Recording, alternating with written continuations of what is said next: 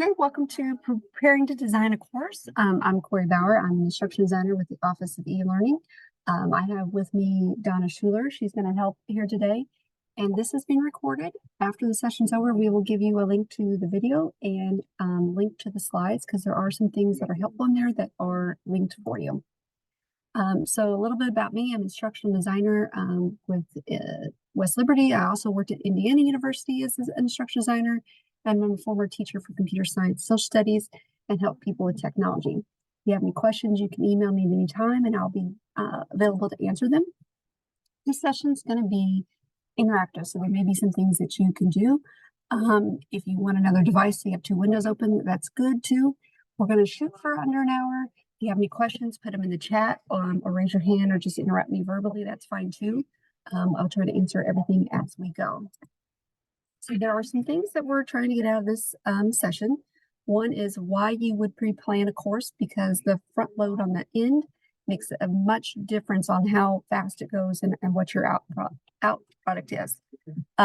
We'll explain the full course development cycle because every spring and fall, the Office of E-Learning has a cycle of courses that we produce, and we'll explain how that works.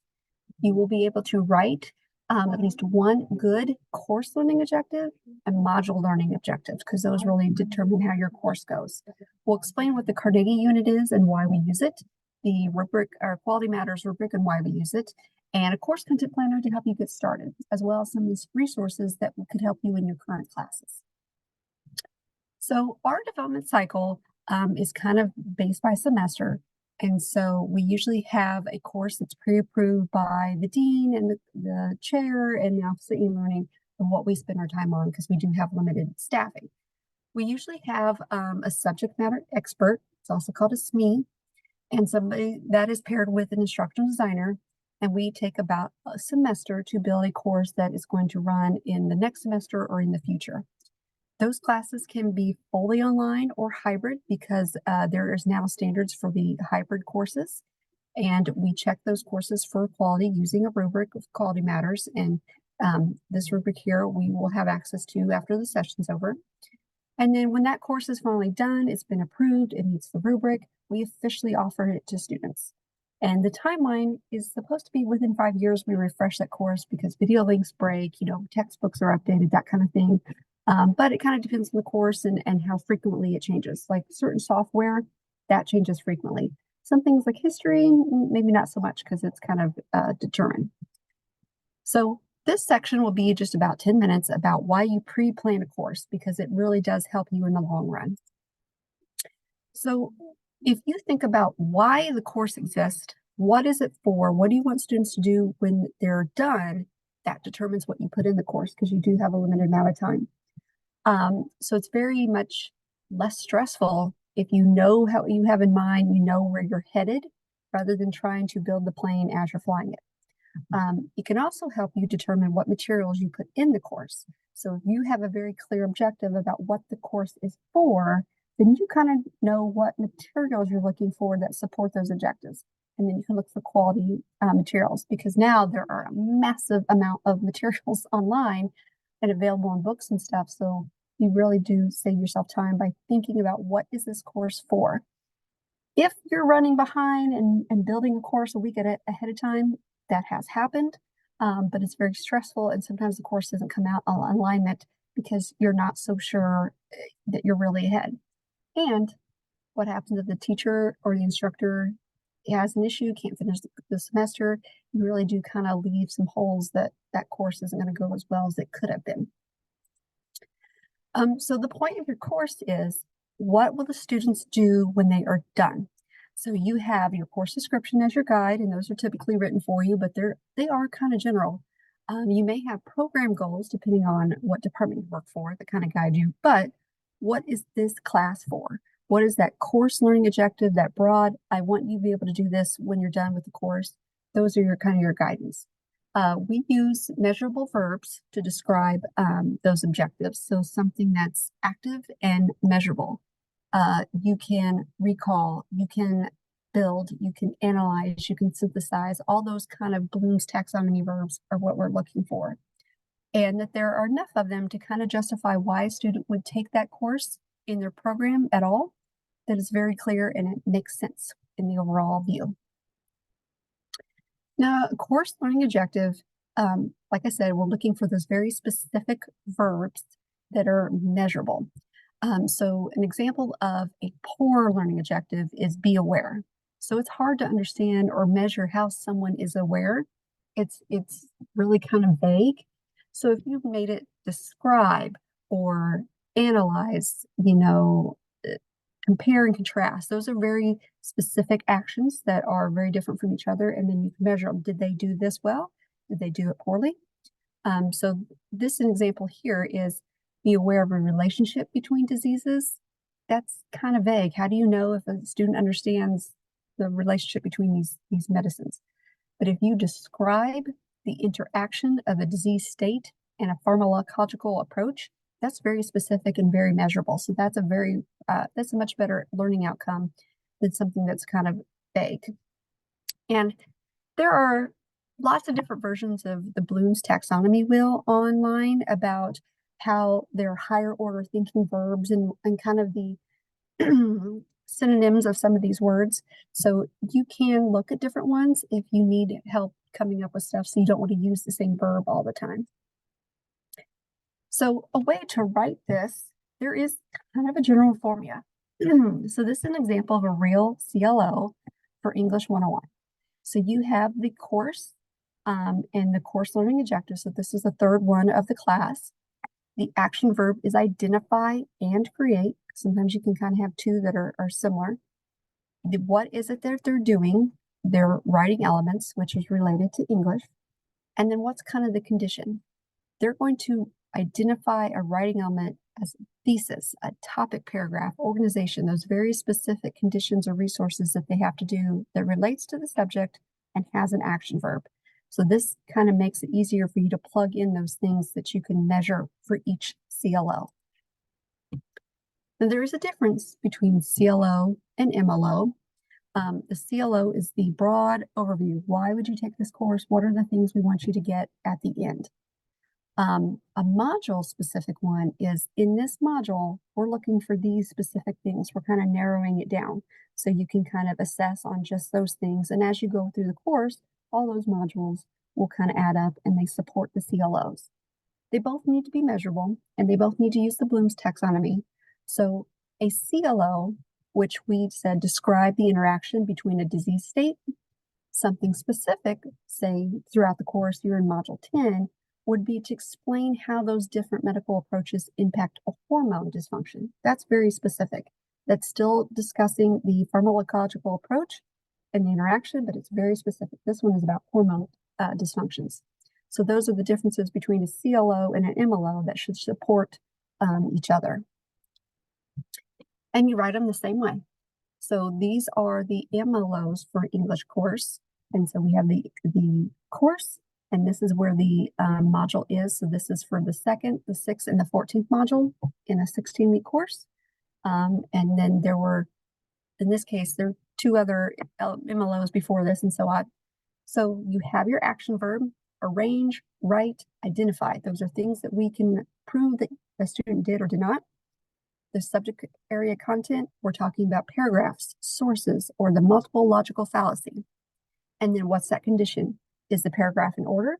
Is the resource in short writing? Did they give examples of those things? So those are the very specific things we're looking for a student to do to assess whether they did it or did not in a course. And this is how you measure your effectiveness. If we look at policies of a course, when we say Carnegie unit, we're kind of justifying us giving credits for a student for a degree. So the West Liberty uses the semester unit for credit, and most of our courses are 3 credits each. So that's a minimum of 3 hours of work per week per semester credit. So a typical 1 credit course, a student should be doing about 3 hours a week. So we're talking about the instruction, the homework, and for that week, 3. But if you're having a 3 credit course, now you times it by 3. There should be about an hour of lecture for each credit, about 2 hours of work for each credit. So now you're talking about a significant more amount of work. And that justifies giving a college credit of 3 hours whether it's undergrad, graduate, or graduate, over the semester. And so this applies whether it's face-to-face, hybrid, or online. We kind of base this on our credit hour policy that regardless of the delivery format of the course, the amount of work a student does is still the same. And the delivery is just the only thing that kind of changes. So we're kind of looking for a 3-credit course that the instructor is giving about 2,700 minutes of work, whether it's face-to-face or online. That's instruction, they're lecturing, there was readings, there was discussions, all that stuff you kind of do in class that the instructor is kind of leading for about that many minutes. When we say student work, we mean homework, like reading the book, they're doing a project, they did an assignment, that kind of stuff, to justify the time. So we also offer courses in different delivery times. And so this is where a lot of instructors get confused, because if they think there's a shorter time delivery period, that you do less work. But that's not really true. What it really means is it gets more accelerated. In our typical 16-week format, so typically August to December, we have 16 weeks. And in a face-to-face course, one of those weeks is considered the finals week, but we do count that in terms of work a student does. So a final does count towards that work time of earning their credit. So in 16 modules, a 3-credit course, typically a student is doing about 8 hours a module.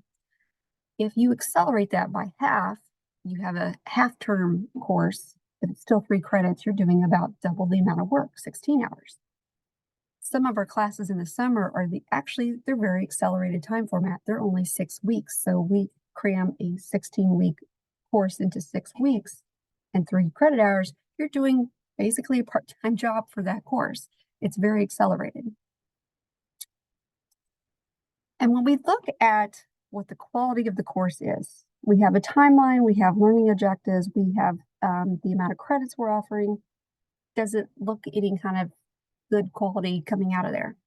We use the Quality Matters rubric, which Quality Matters is an institution that we subscribe to that does these kind of rubrics for all kinds of courses. They do higher ed, they do K-12, and we use a specific one. There was an update last summer, which is why there's a push now on our institution's behalf to kind of look at those hybrid courses and relook at some of the online courses that may not meet that Quality Matters rubric now, because things have been updated.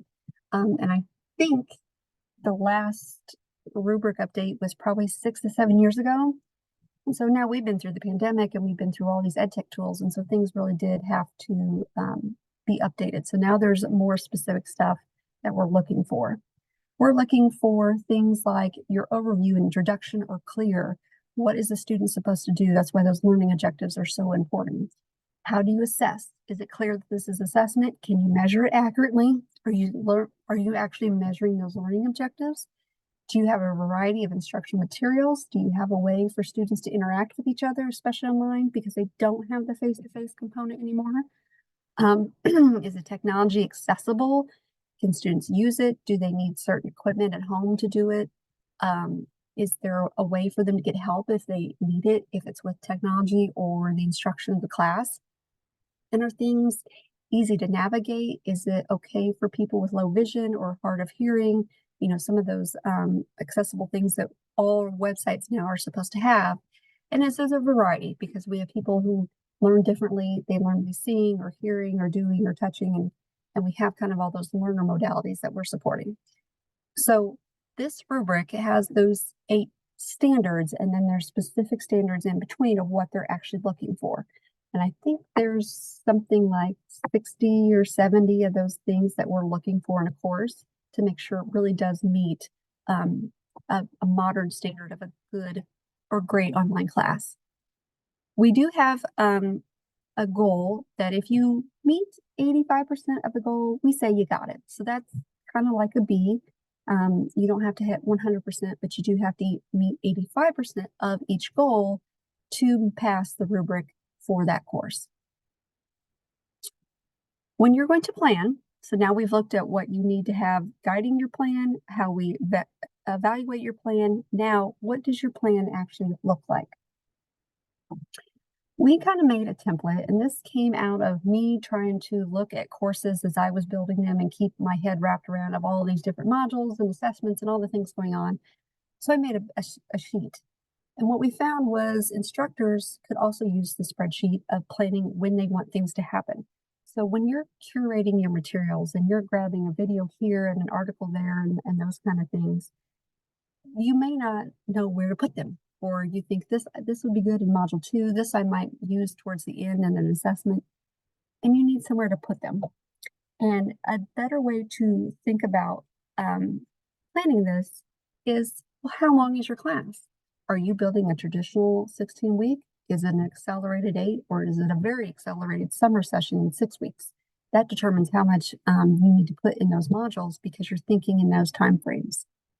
So this planner would have, the modules for how many weeks you're planning, what are your learning objectives, and let's make this a little bigger so you can see. This is an example one.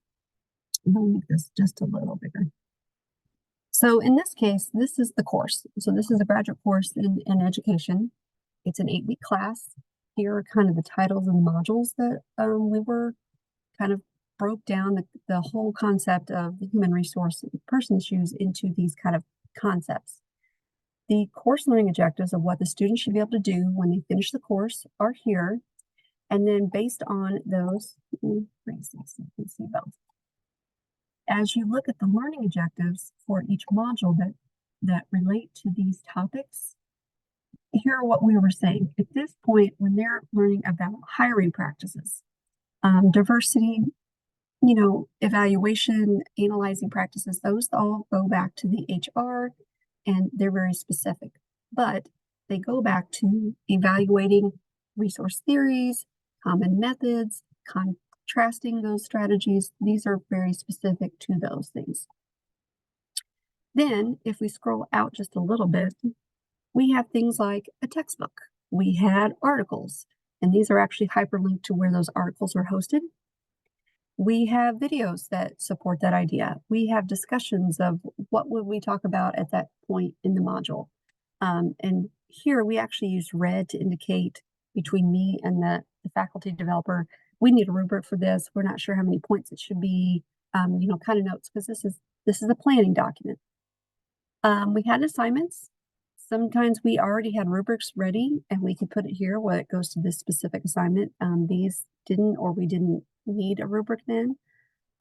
We put in notes, should we have a midterm? Should we have a final project or final and a project? So this is kind of the planning document of what we're looking at, the overall view. And this is really because when you're building and throwing stuff in the sky, sometimes it's hard to see the big picture of where things are. So for example, if you have a plan or some kind of project at the end, you need to back plan and put in the steps of the plan the students do before, rather than waiting till, last module, you have all this to do. So this is really the planning document that has the overview of where you're going. Does this really align to this module? Does this support it? Does this make a logical order for students to do? And it's really for you to kind of see, what am I thinking about in this course? So when you go to make the actual materials, it's a much more efficient process. And so here's a bigger picture of that, that I zoomed in so you could see it, of we're looking for a lot of those things to be pulled together. Hyperlinks are used a lot because you have a YouTube video here, you might have one over here, articles, and it's kind of planning it all together. So the course title, we have sometimes we can link the actual document to the module, our learning objectives, you have the book, your articles, your videos, and your topics. Now, when you paste the course, you need to determine, is this course going to be offered in which version? And what the Office of E-Learning is now doing is, when we typically build, we're also building a version to go with it in a different way. So if we build a typical 16-week course, we're going to have 16 modules. If that course is ever offered in 8 weeks, then that's very easy. You can just take 2 modules and they need to be assigned for this week, the next 2 modules the next week, and so on. Where it gets tricky is when taking an 8 or 16-week course and putting it into a 6-week module or model, it gets a little tricky. So you can do things like, do you want 3 modules a week? Do you want to combine some modules and just make 6 that are actually just combined together? Do you want to do 2 or 3 modules a week and have this one be different? So we kind of are building those together now. So we have a master ready for whatever delivery schedule we're going to offer the course in. And we know that Module 1 needs to start out with some introductory stuff. The introductions, how to get the book, what's the pace of the course, what do you need to know first? Is there any background information? Do you need to reference a prerequisite course that students should have done well in? And then the last course should be final exams, final projects, all wrapping up stuff. And the ones in between are just the ones in between. You're moving them from beginning stuff to the higher level learning objectives. They're synthesizing, they're producing something. And if you want something in the middle, like a midterm or a check waypoint, you can do that in the middle, whether it's module 3 or 4 or 8. And so in this course content planner, it really is easiest to start with your course learning objectives. Those may be given to you because the course already exists and it's a refresh, or it was part of your program goals. They've already been given to you. And then identify, what does a student need to know in this course to meet those learning objectives or to meet the course description, and start kind of grouping those topics together. And then, do they make sense? Are they in a logical flow? Do you need to know something before you do something else? That needs to be a module that comes first. And then start working on, okay, I have topics here. This is the point in the course where they could handle those topics. Now, what is it specifically I need them to do in that module? And that's where your assignments start coming from, those specific MLOs.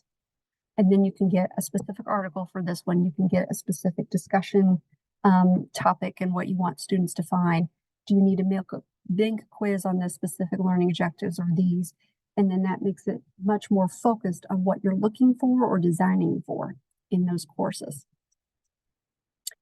So curating content might be one of the hardest things for instructors to do, because you have more stuff than you've ever done in your life available on the internet now.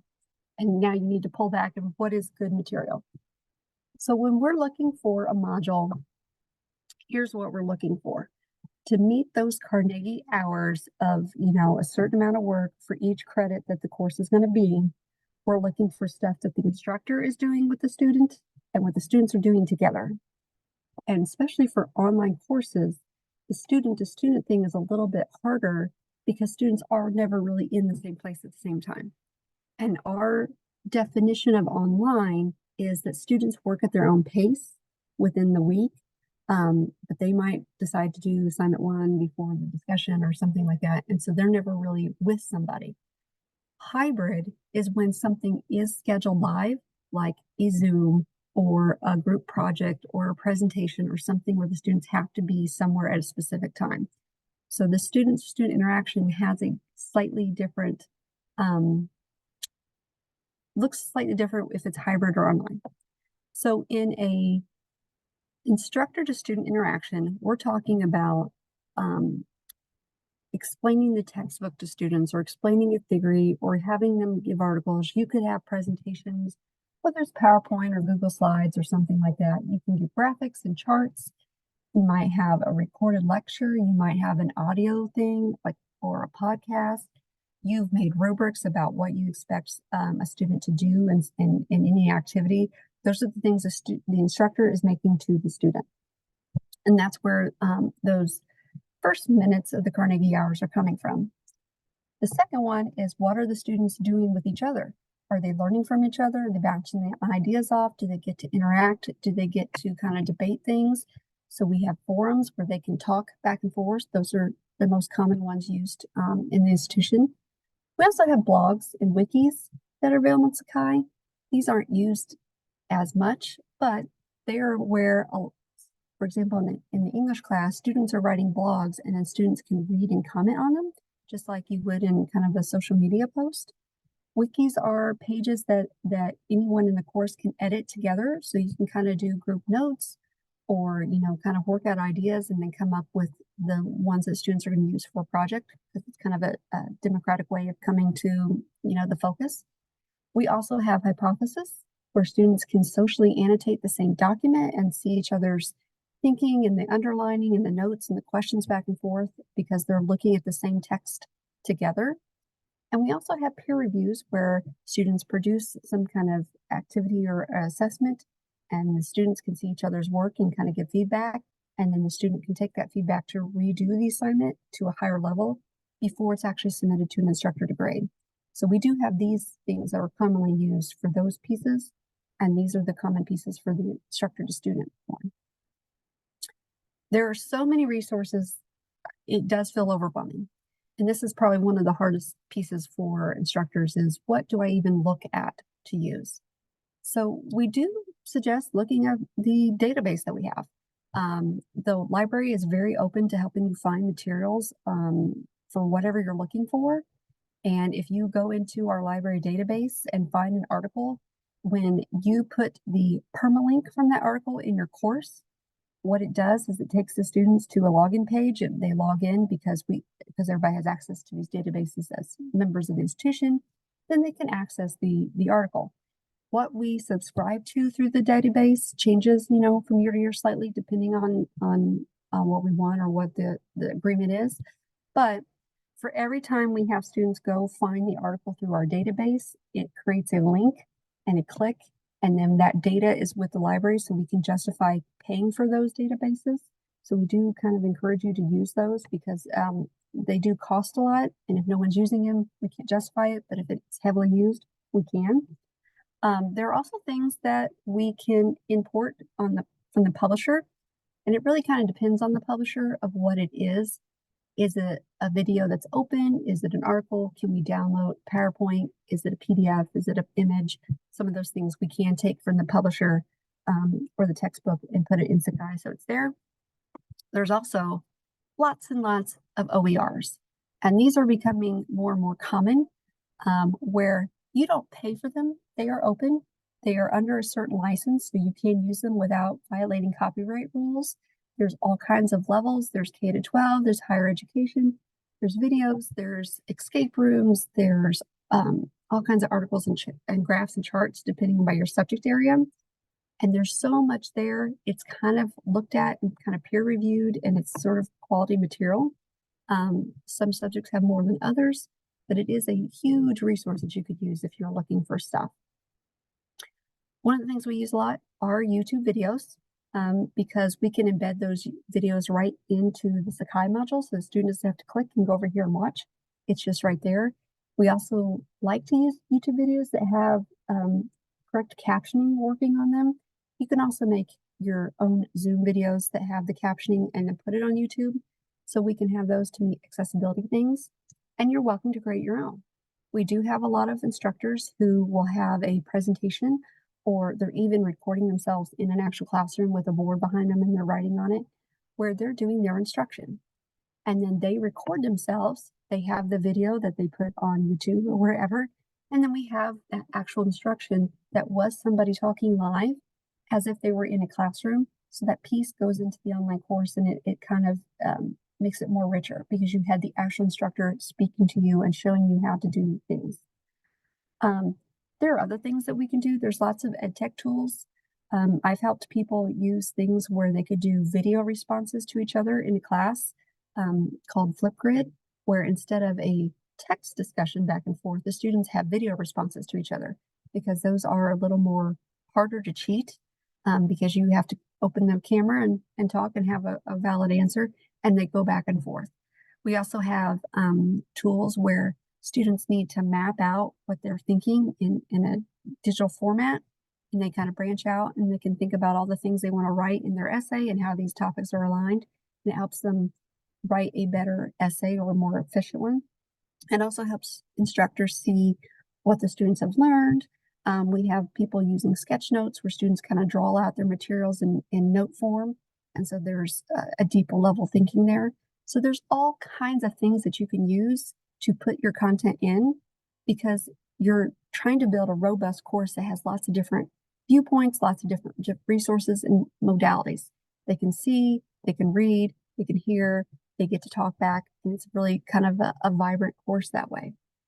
And one of the things we suggest by doing these things is if you have all these different pieces from different places, should one of them be locked or unpublished anymore, or, the video goes private and you can't access it, you have enough other pieces from other places that it won't wreck your course. We could just swap that one out for something else.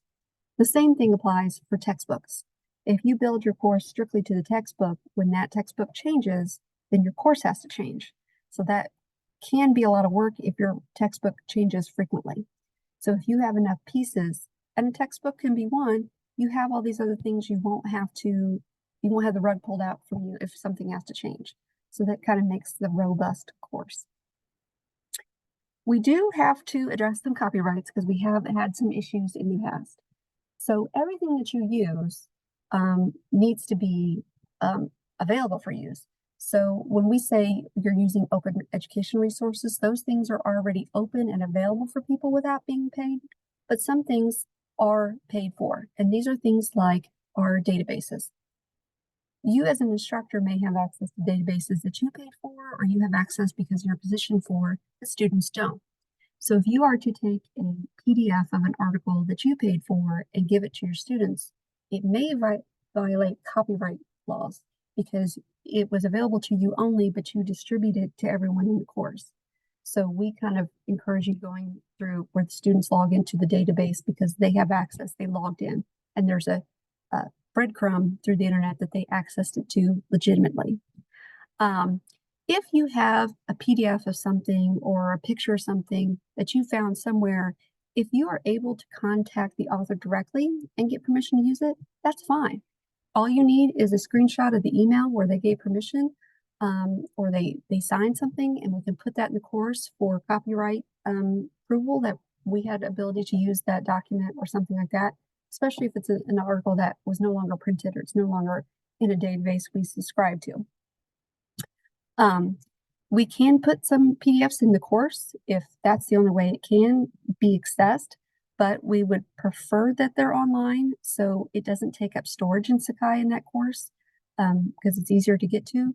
And sometimes those websites have accessibility features in them. So if it's on a website, a screen reader will be able to read it for someone who's low vision. But if it's a PDF, that may or may not be true, because if the text was created with a word type, sure, the screen reader will be able to read it. If it is a scanned picture of an article from a book, then it's really just an image and there is no screen reader available. So we do kind of have an asterisk there with PDFs that we hope that they're accessible for all the students who may need those tools.